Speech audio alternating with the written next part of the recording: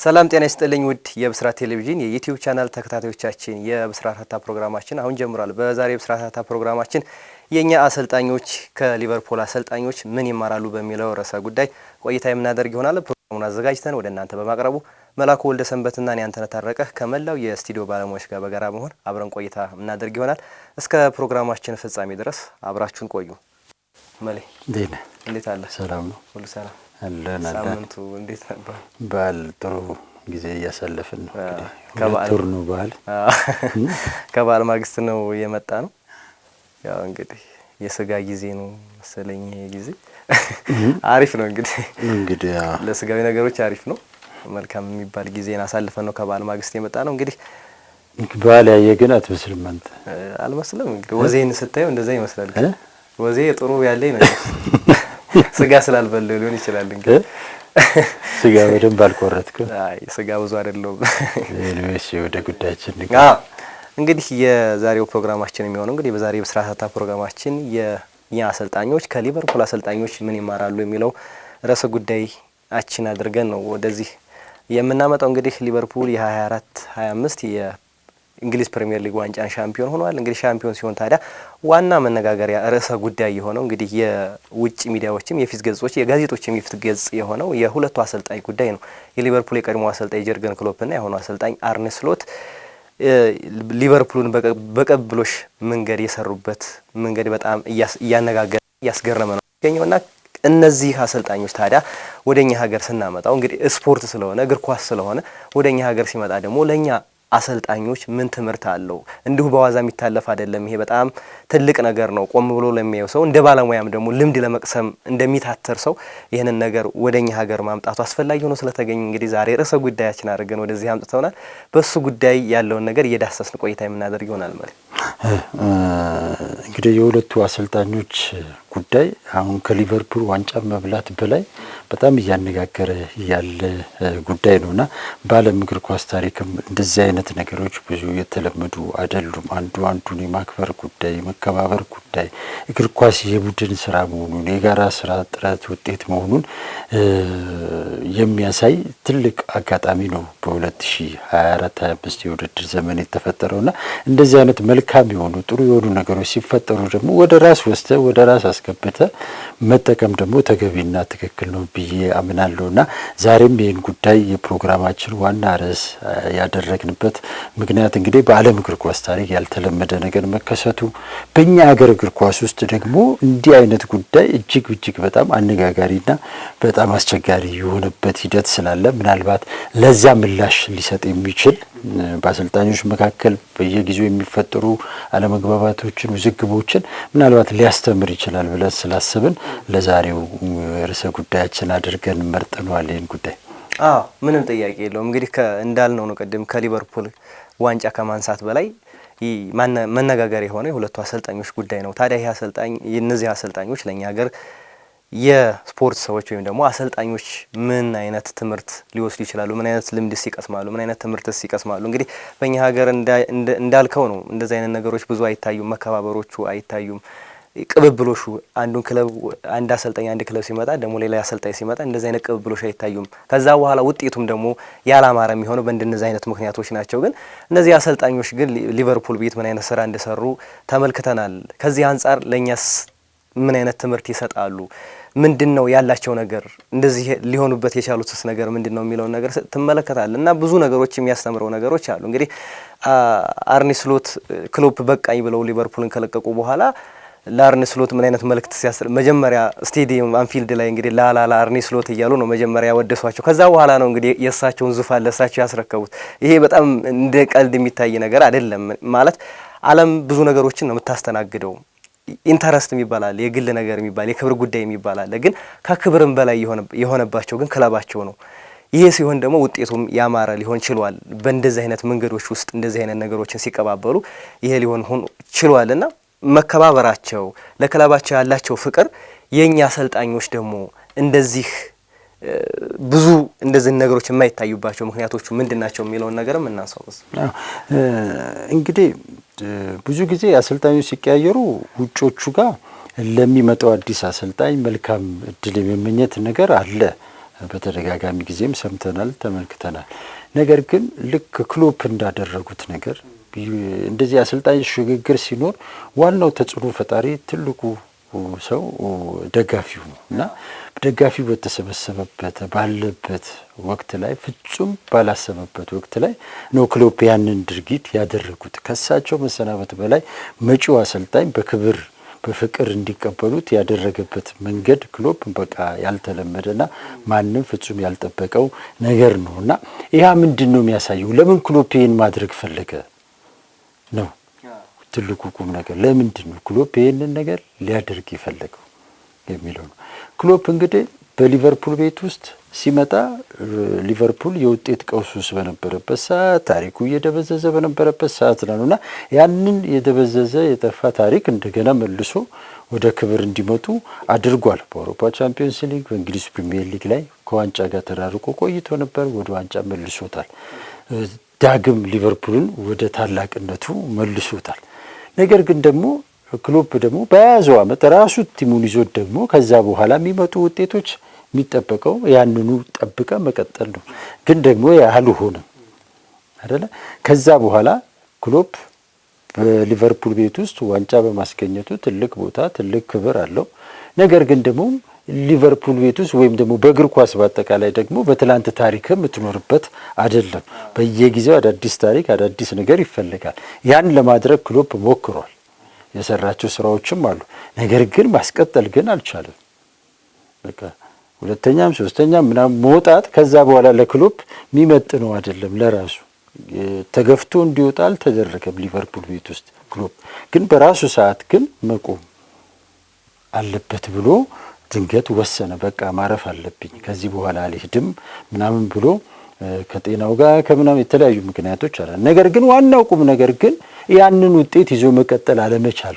በቃ ውጤታማ ነኝ እችላለሁ አምጥቻለሁ ምትል ከሆነ ያንን ውጤት በየዓመቱ ማስመዝገብ አለበት። እግር ኳስ ነውና ደግሞ በተለያዩ ምክንያቶች ያ ውጤት ላይቀጥል ይችላል። ስለዚህ ያን ጊዜ ተረዳና እሱ እንደ ባለሙያ እንደ ሰው ደጋፊ ባይናገረው አመራሩ ጫና ባይሰጠው ግን እሱ ግን ሙያው ነውና ሙያውን ሊያስተኛ አይችልም። ስለዚህ እዚህ ጋር መቆም አለበት አለና ወጣ። ስለዚህ አንዳንድ ጊዜ እስክትባረር ድረስ እኔ አሁን የሚያሳይ እስክትባረር ድረስ እስክትገፋ ድረስ መጠበቅ እንደሌለብህ በቃ ሙያውን በትክክል የምትገመግም ከሆነ የምትሰራውን ነገር ከየት ጀምረ የት እንደምትጨርስ ካወቅ የምትወስነው አንተ ነህ። ብዙ ጊዜ ፈረንጆቹ ጋር የተለመደው የሪዛይን የማድረግ ነገር እንዲሁ ዝም ብሎ በግብታዊነት በምናምን የሚወስኑት ውሳኔ አይደለም። በቃ ስራና ቁጥር ነው። በቃ ሊያስቀመጡት ነገር አለ። ያ ነገር ሊሄድ አልቻለም። ስለዚህ ወደ የትም ልታሳብብ ልትሄድ አትችልም። ስለዚህ ሊቨርፑል ክሎፕ ማድረግ ያለበትን ሁሉ አድርጎለታል። ግን በተደረገለት ሁኔታ ደግሞ መምጣት ያለበት ውጤት አልመጣም። ስለዚህ እዚህ ጋር ራሴን እንትን ማድረግ አለብኝ ብሎ ወሰነ። ክሎፕ ከወሰነ በኋላ ግን ውጤት አላመጣም፣ ዋንጫ አላመጣም ማለት ግን ክሎፕ ሊቨርፑል ውስጥ ግን ውጤታማ አይደለም፣ ጥሩ ስራ እየሰራ አይደለም ማለት ግን አይደለም። በቃ የሰራቸው ስራዎች አሉ። እነዛ ስራዎች ወደፊት ውጤት ሊያመጡ እንደሚችል ያውቃል።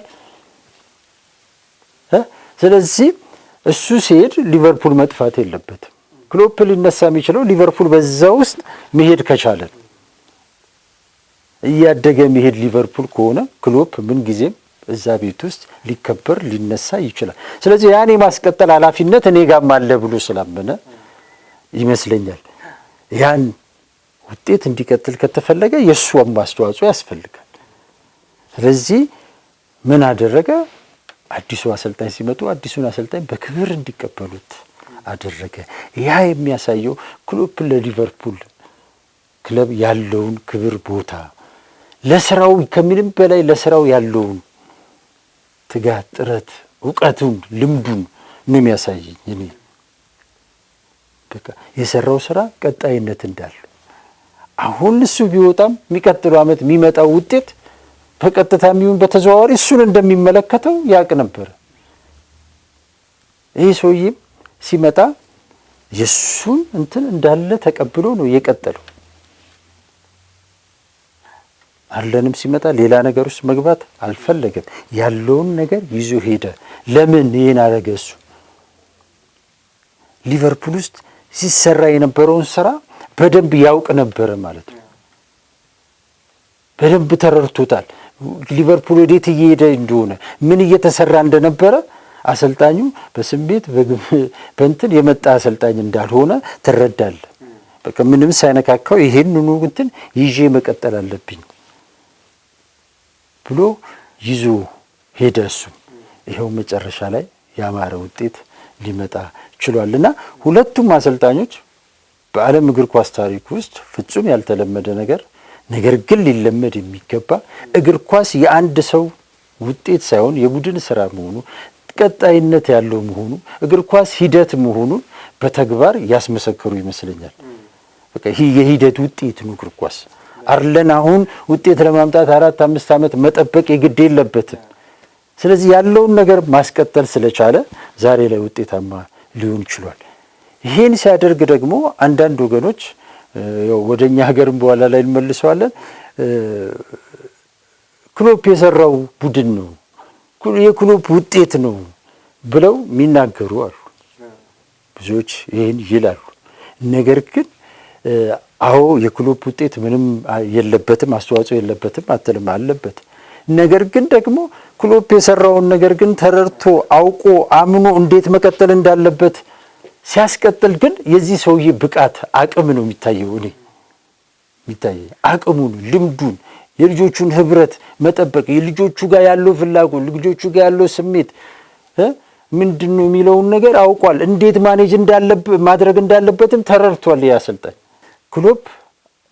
እውነት ነው ትልቁን የቤት ስራ ሰርቶለታል። ከምንም በላይ ልጆቹን በዛ ደረጃ መስራቱ ምናምን አይደለም ለአርሎን ትልቁን ስራ ይሰራለት ክሎፕ። የዛች ዕለት ሜዳ ላይ ቆሞ የተናገራት ነገር ነው በአንድ ቲም ውስጥ ብዙ ነገር የሚቀይሩ። የደጋፊውን አስተሳሰብ ቀየረለት፣ የተጫዋቾቹን አስተሳሰብ ቀየረለት። 90% ምናምን በላይ ፐርሰንት በላይ የክሎፕ ልጆች ናቸው። ክሎፕ ላይ እምነት አላቸው። ከክሎፕ ጋር ያላቸው ግንኙነት ጤናማ ነው። ስለዚህ እሱ በመሄዱ ያዘኑ ያለቀሱ ምናምን ሊኖሩ ይችላሉ። ነገር ግን ያ ሁሉ ስሜታቸውን ግን አቁመው ወደ ለእግር ኳሱ ቅድሚያ እንዲሰጡ ግን ክሎፕ አድርጓል። በቃ ትልቁ ስራ የሰራው እዛ በማሰልጠኑ ምናምን ከሰራው ስራ በላይ ብዙ ጊዜ በአሰልጣኞች ሽግግር ላይ በሽታ የተጫዋቾች መንፈስ መቀያየር ሁሉ የአንድ ወገን ነው፣ የእንትና ደጋፊ ነው፣ የእንትና እንትን ነው የሚል ቤንች በመሰለፍ ባለመሰለፍ የሚያኮርፉ የሚደሰቱ ይኖራሉ። ስለዚህ ይህን ስሜት ለአርለን በጣም የቤት ስራ ነበር። ያንን ስራ ክሎፕ ሰርቶለታል። አርለን ደግሞ ያንን ተቀብሎ ደግሞ አስቀጥሎ ይዞ ሄዷል። እኛ ያልተነጋገርናቸው የማናቃቸው እነሱ የተነጋገሩ ደግሞ በርካታ ነገሮች ሊኖሩ ይችላል። ነገር ግን ምንም ተባለ ምንም አርለን ያንን ነገር ጠብቆ አስጠብቆ ይዞ መሄድ ችሏል። በዚህ ትልቅ ክሬዲት ሊሰጠው ይገባል። በእኔ ጊዜ አሁን ልክ እኛ ሀገር እንዳሉ አሰልጣኞች ሌላው ዓለም ላይም አለ፣ ግን እኛም ሀገር በጣም ይብሳል። ከዚህ አንጻር በእኔ ጊዜ እየተባለ የሚቀያየሩ ነገሮች ሁል ጊዜ ውጤታማ እንዳልሆነ አሁን ላይ ዓለም የተማረ ይመስለኛል። በቃ በተለይም ደግሞ መሌ ቅድም እንዳነሳው ክሎፕ ሊቨርፑል ቤት ሲመጡ ያ ቀዩ ምድር የደበዘዘበት ጊዜ ነበር። ያንን በኋላ ወደ ከፍታቸው የመለሰው ቻምፒዮንስ ሊግን ፕሪሚየር ሊግን እንደገና እንዳነሱ አደረገ። ያ ዝማሬ እንደገና የህብረ ዝማሬ አንፊልድ ውስጥ እንዲደምቅ አደረገ። ከዛ በኋላ በትልቁ በሊቨርፑላውያን ዘንድ በትልቁ የታተመ ሰው ነው ክሎፕ። ግን ያንን ፍቅራቸውን ለአርነ ስሎት እንዳይነሱት ነው እዛ ላይ ቆሞ የተማጸናቸው በዛ ሰዓት። ይህንን ነገር ለሳቸውም እንዲሰጧቸው ይሄ ሰው ትልቅ ያደርገናል፣ ስለዚህ እሱ ያንን ፍቅር ለዛም እንዲሰጧቸው ብሎ ነው እዛ ቦታ ላይ የተናገረው። እንዳልከውም የቲሙን ስፒሪቱም አጠቃላይ መንፈሱን ነው የመለሰው። በጣም እንግዲህ ከዛ ከወደቁበት ያነሳቸው ሰው ክሎፕ ማለት ያንን ግን ሳይሰስቱ ለሱ እንዲሰጧቸው ነው በዛ ሰዓት የተማጸኑት። እና ይሄንን የምታየው ከግለሰብ በላይ ክለብ መቅደም እንዳለበት፣ ክለብ መሰረት መያዝ እንዳለበት ትልቅ ማሳያ ነው ይሄ። ምክንያቱም ክለብ በአንድ ሰው ብቻ እንደማይገነባ የቡድን ውጤት እንደሆነ ያንን የእሳቸው የሰሩትን ደግሞ አርነ ስሎት በደንብ ያስቀጥሉታል ብለው ስላመኑ ያንን ነገር አድርገውላቸውም ደግሞ ይህንን ነገር ሳይጠበቅ በብዙ ምክንያት ተፈርቶ ነበረ ላያሳኩት ይችላሉ። ማንም ፕሪሚየር ሊጉን ሻምፒዮን ይሆናል በመጡበት ዓመት ሻምፒዮን ይሆናሉ ብሎ ያሰባቸው ሰው የለም ነበር። ግን እንዴትም ቢሆን ግን በዛ ሜንታሊቲ ደጋፊው የሰጣቸው ክብር ተጫዋቾቹ ከሳቸው ጋር ያሳለፉት ጊዜ ምናምን በጣም የሚደነቅ ነውና እንደው ወደኛ ሀገርም ስናመጣው በደንብ አሁን ይሄ እንደው ሊሰመርበት የሚገባው በተለይ ደግሞ አሁን እኛ ሀገር እንደምንመለከተው ምናልባት አንድ አሰልጣኝ መጥቶ የሰራውን ቡድን ሁለተኛው አሰልጣኝ ሲመጣ እስከ ጭራሹ ነው የሚያፈራርሰው። ምንም አንድም ቡድንም አንድም ተጫዋች የማይኖርባቸው ጊዜያቶችም ስንመለከት ነበር። ወይ ተጫዋቾቹን ይዞ ይሄዳል ወይም ደግሞ ያንን ነገር ይዞ የመቀጠል ክሬዲቱን የመስጠት የመመካከሩ ነገር እኛ በዚህ መንገድ ሰርተናል አንተ ደግሞ በዚህኛው መንገድ ያስቀጥለው የሚለው ነገር በጣም ትልቁ ክፍተት ነው። እንዳለም በርግጥ ቅድም ስናወራ ነበር ሊኖር ይችላል፣ ግን እኛ ሀገር ላይ ግን ይሄ ነገር የሰፋ ነው። ብዙ ነገሮችን አነሳን ቅድም፣ መከባበሩ፣ ስለ ቡድን ማሰቡ፣ የስፖርት ፍቅር ራሱ ሶስቱ ነገሮች እነዚህ በቃ የማይነጣጠሉ ናቸው። ስፖርትን ስትወድ እንደዚህ ነው። ስለ አንተነትህ ግድ አይሰጥህም፣ ስለ ገንዘብ ግድ አይሰጥህም፣ ስለ ክብርህ ግድ አይሰጥህም። ክሎፕ ግድ የሰጣቸው ስለ ሊቨርፑል ነው። ያ ፍቅር ነው የሰጣቸው፣ ህዝቡ የሰጣቸው ፍቅር፣ ደጋፊ የሰጣቸው ፍቅር አሸንፏቸዋል። ለዛ ደግሞ ያላቸውን ነገሮች ሁሉ ሰጥተዋል። ይሄኛውም ሰው በዛ መንገድ እንዲያስቀጥሉ ለዚህ ክብር እንዲያበቃቸው አድርገዋልና ከዛ አንጻር ደግሞ የኛ ሀገር ደግሞ እንደዚህ የሚወስዷቸው ነገሮች ሊገቡ ይገባል። እንደ ተጫዋቾችም እንደ አሰልጣኝም በተለይ ደግሞ እንደ አሰልጣኝ አንድን ክለብ አቁመውት በዚህ መስመር ውስጥ እንዴት ይሄዳል የሚለውን ነገር መሰረት ጥለው የሚያልፉ አሰልጣኞች ያስፈልጋሉ ለኢትዮጵያ እግር ኳስ፣ ምንም ጥያቄ የለውም። ምክንያቱም አንድ አሰልጣኝ ሲመጣ አንድ ክለብ ከተሰራ ያየፈረሰ፣ አሁንም አንድ አሰልጣኝ ሲመጣ ያየፈረሰ፣ በመቀባበል ምንም መቀባበል የለም በመሃል ማለት ነው። ጋፕ አለ፣ ሁሌ ጋፕ ነው ያለው። ያ ጋፕ መጥበብ አለበትና ከዚህ አንጻርም በደንብ ሊወሰድ የሚገባው ትምህርት ነው ብዬ አስባለሁ። ማለት ነው። ትላንት እኮ ሊቨርፑል ዋንጫ ብርላ አርሎን ታዋቂ ዝነኛ መሆን ቻለ። ግን ከአርሎን በላይ ትላንትና ሲነሳ የነበረው ክሎፕ ነው። አረ ክሎፕ ያን በማድረግ አርሎን ደግሞ ትላንትና ከራሳቸው ክብር በላይ የራሳቸውን ደስታ ከመግለጽ በላይ አስቀድሞ ደስታቸውን ሲገልጹ የነበረው ለክሎፕ አረ ውለታቸውን መለሱ አይደል? እሱ እንዳዜመላቸው እሳቸው ማዜሙ ለክሎፕ እየጠሩ ተናገሩ። በቃ አሰልጣኝነት ሙያ ማለት ይሄ ነው። በቃ አንተ ብቻህን ምንም ነገር ልሰራ አችልም በእግር ኳስ ውስጥ አንተ ለመከበር ለመወደስ ክለብ ውስጥ መቆየት የለብህ። ሳትኖርም ልትወደስ ልትደነቅ ትችላለህ። ይህንን ማንነት ነው መፍጠር ያለባቸው አሰልጣኝ ስትሆን። በቃ ትጀምራለህ፣ ላትጨርሰው ትችላለህ። የሚቀጥለው ትውልድ ሊሆን ይችላል የሚጨርሰው። ነገር ግን መሰረቱን ማስቀመጥ ሁሌም ያስከብርሃል። ስለዚህ እኔ ያየሁት እኔ የተረዳሁት ይሄንን ነው። ይሄን ደግሞ የእኛ ሀገር አሰልጣኞችም እንዲላበሱት ያስፈልጋል። እኛ ሀገር በተደጋጋሚ ጊዜ አይተ ከሆነ የእግር ኳሳችንም አንዱ በተለይም ከቅርብ ዓመታት ወዲህ ትልቁ መሰረታዊ ችግር የአሰልጣኞች በተቀያየሩ ቁጥር ቡድንም አብሮ መቀያየሩ። ግለሰብ ሊቀያየር ይችላል፣ ነገር ግን ቡድን ግን እየፈረሰ አይገነባም። ቡድን እየተጠገነ ይሄዳል እንጂ እየፈረሰ አይገነባም። እኛ ሀገር እየሆነ ያለው ይሄ ነው።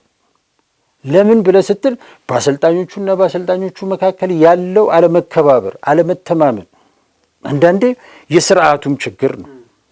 እውነት ለመናገር ሁሉ ጊዜ እግር ኳስ ሊያድግ እንዲህ የምትፈልግ ከሆነ የሆነ ስታንዳርድ መውጣት አለበት አይደል? እግር ኳሱ ላይ አንዳንዴ ዝም ብሎ መከባበርም ዝም ብሎ ተከባበር ስላልኩህም አትከባበርም። አንድ ጊዜ አንድ አሰልጣኝ ያለኝ ልንገርህ፣ በኢትዮጵያውያን አሰልጣኞች በሙሉ በየጊዜው አይከባበሩም፣ አይዋደዱም፣ አይፋቀሩም። ተፋቅረው ቢሆን ተዋደው ቢሆን ኖሮ የኢትዮጵያ እግር ኳስ ይቀየር ነበረ ብሎ ብዙ የስፖርት ቤተሰብ ያምናል። እኛ ጋዜጠኞች እኛን ጨምሮም ይሄንን ስንናገር ኖረናል።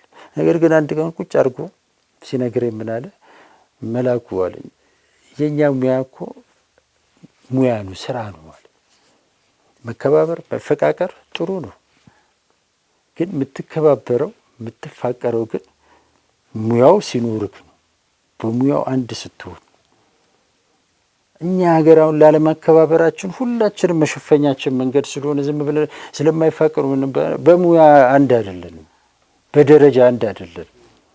እኔ ያለሁበት ሌላ ቦታ ነው፣ ያኛው ያለበት ሌላ ቦታ ነው። አንድ ላይ ስንቀርብ እንዴት ነው የተሻለ እግር ኳስ የተሻለ መግባባት የሚኖረን? አንግባባም። ስለዚህ እውቀታችን የተለያየ መሆናችን ልዩነታችንን እያሰፋ መጥቷል። የዓለም እግር ኳስ ስልጠና ወጥ መሆን አለበት ይባላል። ወጥ ይሁን ሲባል ምንድን ነው? ወጥ የሆኑ አሰልጣኞች፣ ወጥ የሆነ የብቃት ደረጃ ያላቸው አሰልጣኞች ሊጉ ላይ መኖር አለባቸው። አሁን የኢትዮጵያ ሊግ ላይ ይሄ የለም። ገብቷል። የተለያየ ምንም ልምድ የሌለው መጥቶ ያሰለጥናል። 20 ዓመት የቆየውም ያሰለጥናል። ከዛ በኋላ ይኸው 20 ዓመት ቆይቶ ምን አመጣ ውጤት? ይኸው ትላንት የመጣ ውጤት አመጣ ትላለህ። ገብቷል። ላሉት ምቾት የሚሰጥ አይደለም። በቃ ውጤት በተለያየ መልኩ ሊመጣ ይችላል። ግን እግር ኳሱ ግን ምን ያህል እንትን ብሏልና የመጫወቻ ሜዳው ልክ አይደለም ልል ፈልጌ ነው። መከባበሩ ምናምኑ የለም። አንዱ አሰልጣኝ አንዱ ሲመጣ ስለሚንቁ በእንደዚህ ነገር የተለያየ ደረጃ ሲሆን እኔ እሱን እንዴት ሰማዋለሁ ይሄኛው ይሄንን በማለት ምክንያት ቲሞች ይፈርሳሉ። ይሄ ሰውዬ ይመጣል። በጣም የሚያሳዝነው ደግሞ አመቱ መጀመሪያ ላይ ቢፈርስ ደግሞ አንድ ነገር ግማሽ ላይ የሚመጣው አሰልጣኝ ዘንድሮ እንዲያውም እድሜ ለደሞዝ ጣሪያው አቆመልን እንጂ 6 7 8 ልጅ አመቱ አጋማሽ ላይ ይቀየራል። ግን የሰውዬ እግር ኳስ ስልጠና ሲወስድ ግን እግር ኳስ የሂደት ውጤት ነው፣ በአንድ ጀንበር የሚገነባ ቡድን የለም ተብሎ ተምሯል። ይሄን ሂደት ግን ያፈርሳል። ከዛ በኋላ አዲሱ ምንድነው እንደ ያለፈው ስብስቡ ነው እኮ ችግሩ እያልክ ማምለጫ መንገድ ይዘህ ትኖራለህ። ያ የትም ሲያደርሰን አላየንም። በየአመቱ ቲሞች እየፈረሱ እየተገነቡ ነውና ይሄ ስህተት ነው። እግር ኳሱን የምትወድ ከሆነ በደንብ ቲሙን መረዳት፣ በደንብ ቲሙን ማወቅ ስትይዝ በእነዚህ ልጆች በዚህ ስብስብ ምን ልታደርግ ነው ያስከው ማወቅ አለብህ፣ መረዳት አለብህ። እኛ ሀገር ይሄ የለም፣ ይፈርሳል። አንዱ አሰልጣኝ ሲመጣ አንዱን ሲተካ ያለፈውን ሰድቦ ያለፈውን ተችቶ ነው የሚይዘው። የኢትዮጵያ ብሔራዊ ቡድን አሰልጣኝነት ታሪክን ዝም ብለው ወደ ኋላ ተመልከት። አንዱ ሲመጣ በሙሉ በተቃራኒ መንገድ እየቆመ ነው የሚመጣው። አንዱ ያመጣውን ውጤት አይደለም የሱ አይደለም የዚህኛው ነው እያለ ሌላው ሰው ሶስተኛው ጋር ሊናገር ይችላል። ባለሙያዎቹ ግን ሊናገሩ አይገባም። በቃ በዚህኛው ውጤት ውስጥ በአርለን ውጤት ውስጥ ክሎፕ አለ፣ በክሎፕ ውጤት ውስጥ አርለን አለ። ሁለት ተመሳሳይ ነው። አርለን ከዚህ በኋላ እንግዲህ የሚቀጥሉት ዓመታት ልናየው እንችላለን እንዴት ይሄዳል የሚለውን ነገር ግን አሁን ላይ ግን የመጀመሪያው ስቴፕ ግን ያለውን ነገር ይዘ መቀጠል ነው። ሁልጊዜ የትኛውም ቲም ላይ ስትሄድ በአብዛኛው ቲም ማፍረስ የለብህ። እየጠገንክ ያለውን ነገር እያየክ ነው መሄድ ያለብህ። እኛ ሀገር ግን ይመጣና ለኔ አጫወት አይሆንም ይላል። እሺ ያንተ አጫወትስ በዛ 6 ወር አሁን ግማሽ ላይ የገባ አሰልጣኝ ውድድር ላይ ያለ አሰልጣኝ ወደሱ አጫወት እንዴት ነው የምታመጣው? አለ ለማስተማርስ ቢሆን ጊዜ 15 ቀን 1 ወር አለው ያ አሰልጣኝ ከሌለክ በየትኛው ጊዜ ነው ያንተን የምታስተምረው? ስለዚህ ያላቸው ልጆቹን ይዘ እየጠበቅ ያንተን በሂደት እየተካ እያስቀመጥክ ትሄድና ወደ ራስህ በሂደት ነው የሚመጣው። እኛ ሀገር ግን በአንድ ጊዜ ይገነባል። አርሎን እኮ ያደረገው ይሄንን ነው። ወደኛ ሀገር ልውሰድ። 1993 ዓመተ ምህረት ኢትዮ ኤሌክትሪክ 3ቱንም ዋንጫ በኢትዮጵያ እግር ኳስ ታሪክ ወስዷል። የዙሩንም የጥሎ ማለፉንም አሸናፊ ነው። 3ቱንም ቀጥቅጦ አሸነፈ። ይሄ ቡድን 1993 ሲዘጋጅ የነበረው በነፍሳቸውን ይማረው በጋሻጎስ ደስታ ስር ነው። ጋሻጎስ ቲሙ ዝግጅት ላይ ያለ ተጎዳ እና ሆስፒታል ገባ። ሲገባ ምክትሉ ጉልላት ፍርድ የነበር ጉልላት ይዞ ቀጠለ። ጉልላት በወቅቱ ከጋሻጎስ ጋር ሆስፒታል ተኝቶም ይነጋገር ነበር። እየተነጋገረ ቲሙን ሰራ። ከዛ ያን ቲም እንግዲህ ከመጀመሪያው ጨዋታ ጀምሮ እስከ አመቱ መጨረሻ አይደለም 94 95 ድረስም ጉልላት ቀጥሏል እዛ ቲም ላይ። ነገር ግን ያ ቡድን ዋንጫ በላ። ዋንጫ ሲበላ ብዙዎች ምን አሉ? ይሄ ዋንጫ እኮ የጋሻጎስ ነው፣ ጉልላት የት ይችልና ነው የት እንትን ይልና ነው ተብሎ ብዙ ተባለ ጉልላት። ነገር ግን ጉልላት ይዞ መቀጠሉ አቅም አይደለው። እንዴት ነው ይዞት የቀጠለው? ጋሻጎስን ስለተረዳ፣ ጋሻጎስን ስላወቀው፣ አብሮ ስለሰራ፣ ምን እንደሚፈልግ ያቅ ስለነበረ ያንን ነገር አምኖ ተቀብሎ ሰራ። ያይ የኔ ይምጣና የኔ ስታይል እንደዚህ ነው ብሎ ቢልስ ጉልላት አይችልም ነበረ። እጁ ላይ እኮ ስልጣኑ። ጋሻጎስ በዛው መሃል ነው እንግዲህ ዋንጫውንም ሳያይ ያረፈው ነገር ግን ጉልላት ይዞ መቀጠል ችሏል። አሰልጣኝነት እንዲህ አይነት ነገር ይፈልጋል። የራሴ ጎቢውን ያኔ ጊዜ መቼ ነው የሚለውን ነገር ማወቅ መረዳት እና እሱ ያንን ይዞ ሄዶ ቲሙን 3 ዋንጫ አስበላ። ከዛ በኋላ ማስፈሪ ኢትዮ ኤሌክትሪክ መቀጠል ቻለ። ስለዚህ እንዲህ አይነት ነገር ይደረጋል። ግን በዛ ጊዜ ክሬዲት አሁን ድረስ ለጉልላት ክሬዲት ማይሰጡ ጥቂቶች አይደሉ፣ ብዙዎች ናቸው ክሬዲት አይሰጡ። በቅርብ ጊዜ ናሽናል ቲም ላይ ና ውበቱ አባተ ከአብርሃም ተረከበና ውጤት አመጣ። ውበቱ አባተ የአብርሃም ውጤት ነው የሚል በሽታ እኛ ሀገር ላይ አንዱ የአንዱን እንትን የማጠልሸት ነገር ገብቷል። እና ይሄ ደግሞ ነገርኩ እኔ ቢል ጋዜጠኛው ቢል የስፖርት ቤተሰቡ ቢል ማንም ቢል ምንም አይደለም። ግን አሰልጣኞቹ ራሳቸው ማለታቸው ነው የሚያሳፍረው።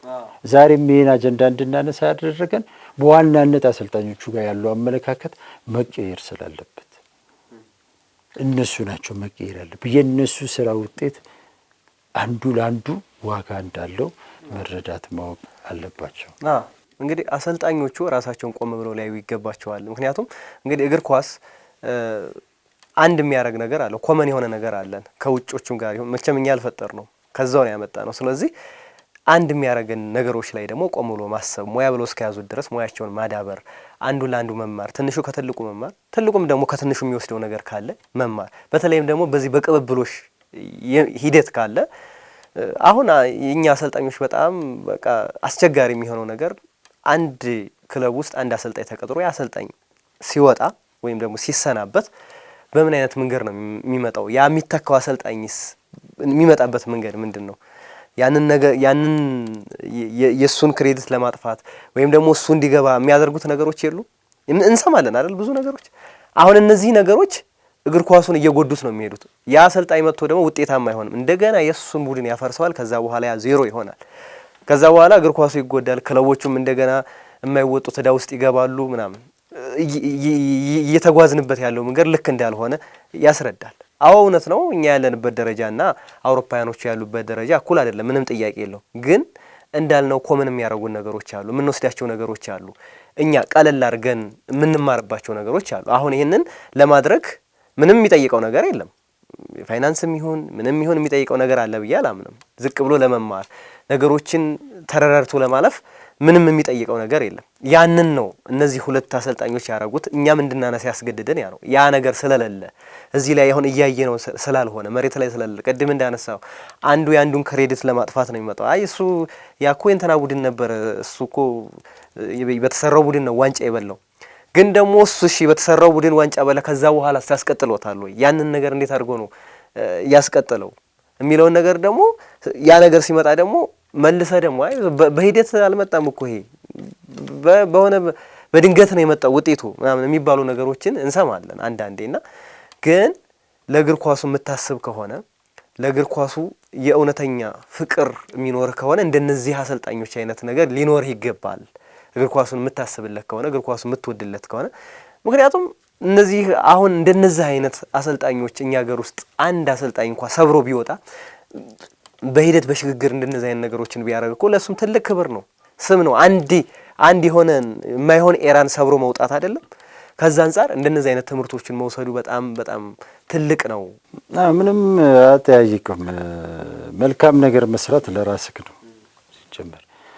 እኛ ሀገር ያሉ አሰልጣኞች ያው በቅርብ ስለማውቃቸውም ስለምንተዋወቅም ስለምናወራም ከወጡ በኋላ አያርፉ።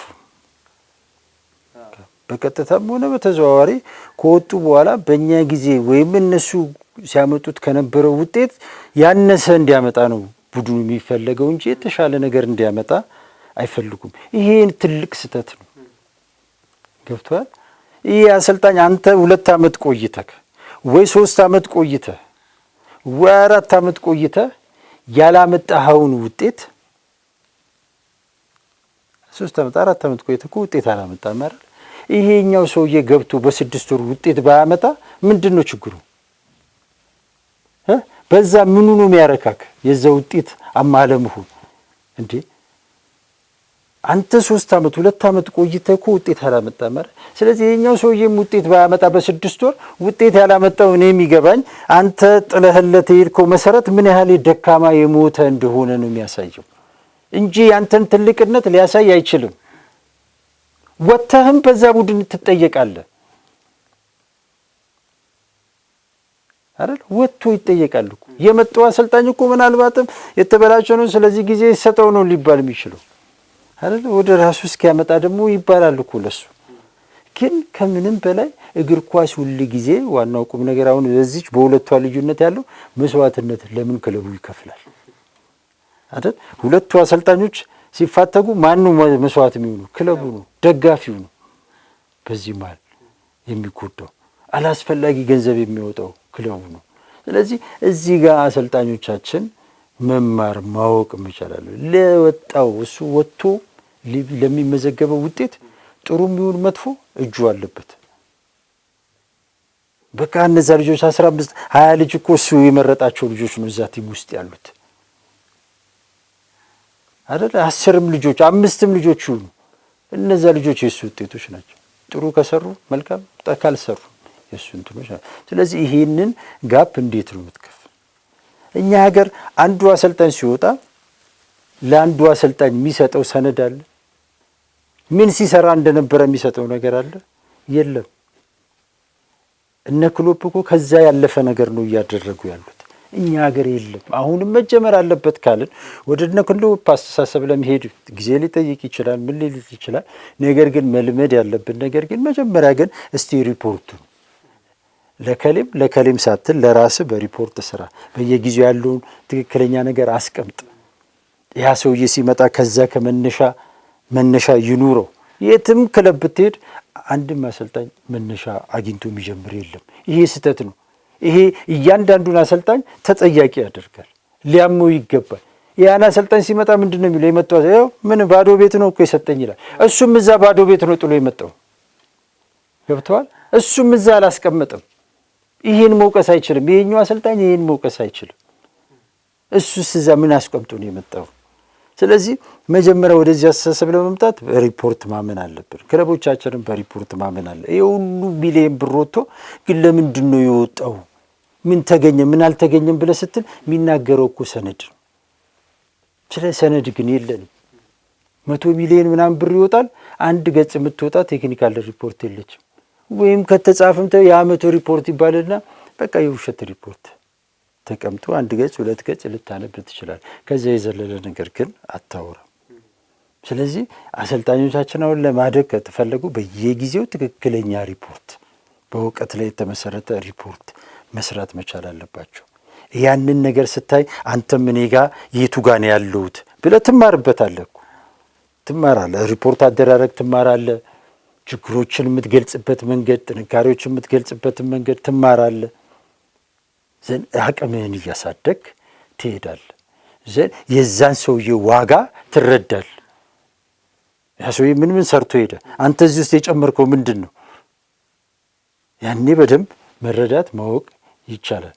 እነ ክሎፕ ከዛ አልፈው ነው አሁን ይህን ደረጃ ላይ የደረሱትና የእኛ ሀገር አሰልጣኞቹ መጠላለፉ፣ መሯሯቁ፣ እኔ እችላለሁ ምንም የሚችል የለም። በእንደዚህ ሁኔታ ውስጥ እየሰራክ እኔ እችላለሁ ብለህ ብትል አይሆንም። የሚያሳየውን ነገር ላይ ማድረግ መቻል አለባቸውና እኔ ደጋግመው ታሪኮቹን ቢያዳምጡ የተከሰተውን ሁኔታ ቢያዩ ብዙ ነገር የኛ ሀገር ኳሶች አሰልጣኞች ይማራሉ፣ እግር ኳሳችንም ይማርበታል፣ ይለወጥበታል ብለን እናስባለን። ከሁለቱ አሰልጣኞች ተግባር በቀጣይነት በኢትዮጵያ እግር ኳስ አሰልጣኞች መካከል ለሚፈጠሩት አለመግባባቶችም ውዝግቦችም ምላሽ ያገኘን ይመስለኛል፣ ምሳሌ ያገኘን ይመስለኛል።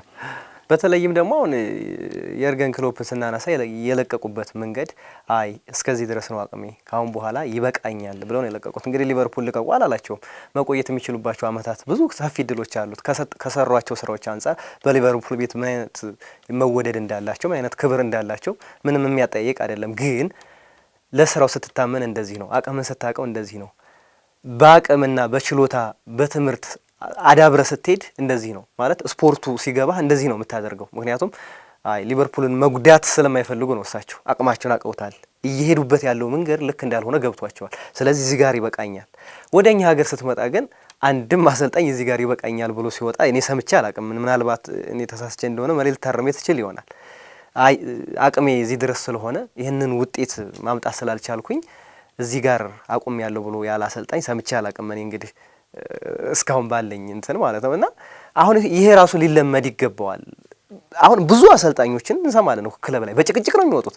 ደሞዝ አልተከፈለንም፣ በእንደዚህ ምክንያት ነው የወጣሁት፣ ይሄንን ሳያደርጉልኝ ነው የወጣሁት የሚሉ ብዙ አመክንዮችን ተደርድሮ ከዛ በኋላ በጭቅጭቅ ነው ነገሮች የሚፈቱት ፌዴሬሽን ጋር ሄደው ምናምን አይነት ነገርና ይሄ እንዴት ሊሆን ይችላል? አንደኛ ክለቦችም በራሳቸው የሚያዋቅሩት ነገር ሊኖራቸው ይገባል የሚል እምነት አለ። ምክንያቱም አሁን ሊቨርፑል ሲባል እንግዲህ ይሄ ብራንድ አለው። በሽግግር የሚያምን ቲም ነው፣ በሽግግር የሚያምን ቡድን ነው። የሊቨርፑል ፍሌቨሩ የሊቨርፑል ጣዕም ይሄ ነው የሚባል አይነት ነገር ነው አሁን ላይ እየተሰራለት ያለው አይደል? ሊቨርፑል ቤት ስትሄድ እንደዚህ ነው፣ መከባበር ነው፣ ቡድን ነው የሚቀድመው የሚለው ነገር ይመጣል አይደል? እኛም ሀገር ያ ነገር መምጣት አለበት። ማንኛው ቡድን ነው ስለ እንደዚህ አይነት ነገር ውስጥ ምቹ መደላድል የፈጠረው? ይሄ ነገር እንዲሆንስ ያደረገው?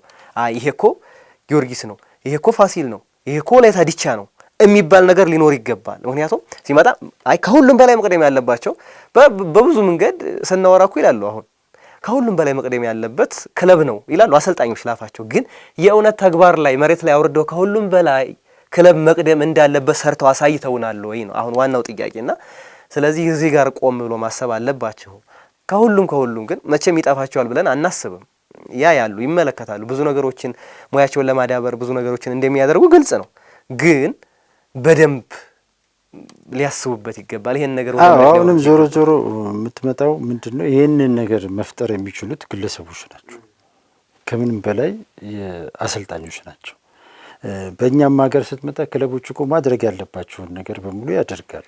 ለምሳሌ አንድ አሰልጣኝ ሲቀጥሩ 3 ዓመት ፈርም 4 ዓመት ፈርም እችላለሁ ካለ ያስፈርማሉ። የሚፈለገውን ገንዘብ ያደርጋሉ። መሆን የሚገባቸውን ነገር ሁሉ ሲጀመር ያደርጋሉ። አሰልጣኞችስ በዛው መጠን ለዚህ ክለብ መስራት ያለብኝ እዚህ ድረስ ነው ይሄ ስራ ብሎ በእኛ ሀገር በተለይ ተጨባጭ ሁኔታ የእኛ ሀገር እግር ኳስ እንዳልኩ ንግድ አይደለም፣ ስራ አይደለም። ስራ የሚሆነው ለአሰልጣኞቹ ነው። ስለዚህ ክለቦቹን ሼፕ ማድረግ አለባቸው ብዬ የምለው እኔ ብዙ ጊዜ አመራሩን ምናምኑም ሙያተኛው ነው ሙሉ ጊዜውን የሚያጠፋው እንጀራው የሆነ ሰው ነው እግር ኳሱ እንዴት መመራት እንዳለበት አቅጣጫ መስጠት ያለበት። እንደ ውጮቹ ቢሆንማ ከላይ ክለቦቹ ራሳቸው ምን ማድረግ እንዳለባቸው ስለሚያውቁ ይሄዳል። ግን በእኛ ሀገር ግን ትንሽ ኃላፊነቱ ወደ አሰልጣኞች የሚወደቀ ይመስለኛልና አሰልጣኞቻችን በእቅድ በፕሮግራም መምራት ገብቷል። ከየት ተነስቼ የት ልጀምር? ሁሉ ጊዜ መነሻ የሚደረገው አሰልጣኞቻችን የሚያዩት አመራሩን ደጋፊውን መወንጀል ነው። በቃ ለዘመናት የተለመደው ይኸው ደጋፊው አላሰራ ብሎኝ አመራሩ እንደዚህ አላሰራ ብሎኝ ኳስ ስለማያውቅ ምናምን ስለማያውቅ እሺ አንተስ አውቀክ ተረድተክ የትኛውን ስራ ነው በአግባቡ ያስኬድከው?